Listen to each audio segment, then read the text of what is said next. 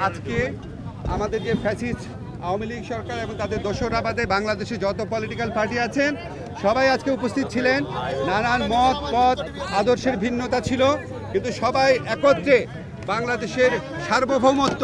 অস্তিত্ব, স্বাধীনতা এবং মর্যাদা রক্ষার প্রশ্নে সবাই ঐক্যবদ্ধ থাকার ঘোষণা দিয়েছেন এবং ঐক্যমত জানিয়েছেন। ওনারা এই সমস্ত আমাদের এই সভাতে যেই সমস্ত বিষয়ে ঐক্যমত প্রতিষ্ঠিত হয়েছে আমি একটু পড়ে শোনাচ্ছি আপনাদের। প্রথমেই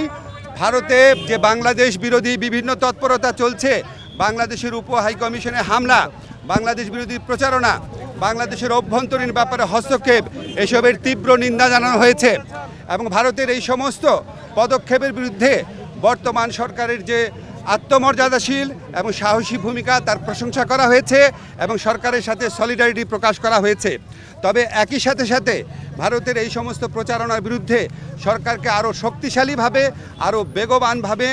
এটাকে অ্যাড্রেস করার কথা বলা হয়েছে এবং এই জন্য প্রয়োজনীয় যে প্রবাসী যে আমাদের বন্ধুরা রয়েছেন, অন্য রাষ্ট্র রয়েছেন, বন্ধু রাষ্ট্র, তাদের সহযোগিতা, প্রবাসীদের সহযোগিতা, আন্তর্জাতিক সংবাদ সংস্থার যে সাংবাদিকরা রয়েছেন তাদেরকে এই দেশে ডেকে নিয়ে আসা, এই ধরনের নানান পরামর্শ দেওয়া হয়েছে এবং আমাদের কমিউনিকেশন স্কিল এবং ইন্টারন্যাশনাল লিগ্যাল স্কিল বাড়ানোর পরামর্শ দেওয়া হয়েছে। আমাদের একই সাথে সাথে ভারতের সাথে বাংলাদেশের যত চুক্তি হয়েছে গত 15 বছরের ফ্যাসিস্ট শাসন আমলে সেটা প্রকাশ করার দাবি করা হয়েছে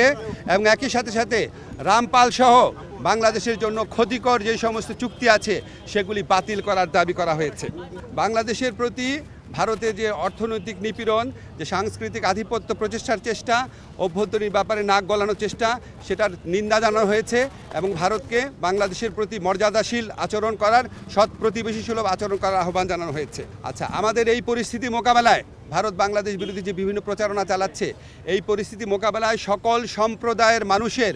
ভূমিকার প্রশংসা করা হয়েছে এবং সাম্প্রদায়িক সম্প্রীতি যে কোনো উস্কানির মুখে অটুট রাখার প্রত্যয় ব্যক্ত করা হয়েছে।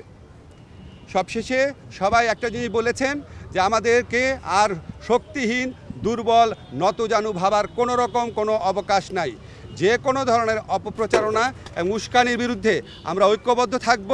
এবং আমরা আমাদের ঐক্য অটুট রাখব, আমরা সাহসী থাকব এবং আমরা যে কোনো ভবিষ্যতেও যে কোনো ধরনের প্রচারণা আসলে, যে কোনো ধরনের উস্কানি আসলে আমরা আমাদের ঐক্যকে আরও বেগবান দেখানোর একটা প্রচেষ্টা অব্যাহত রাখব। একই সাথে সাথে আমাদেরকে বলা হয়েছে, এটা প্রস্তাব আকারে এসছে যে আমরা যে গোটা জাতি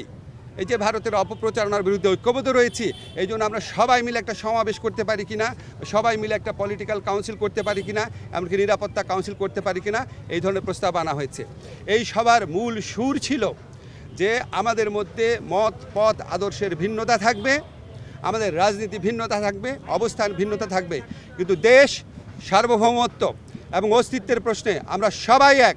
সবচেয়ে উপরে দেশ এবং এটার থেকে আমরা কখনো বিচ্যুত হব না। বাংলাদেশকে দুর্বল, শক্তিহীন, নতজানু ভাবার কোনো রকম অবকাশ নাই। এটা এই জাতীয় ঐক্যমতে, এটা একটা জাতীয় সমাবেশের মধ্যে দিয়ে, সকল রাজনৈতিক সমাবেশের মধ্যে দিয়ে এই বার্তা প্রকাশ করতে, এই বার্তা জানিয়ে দিতে বলা হয়েছে।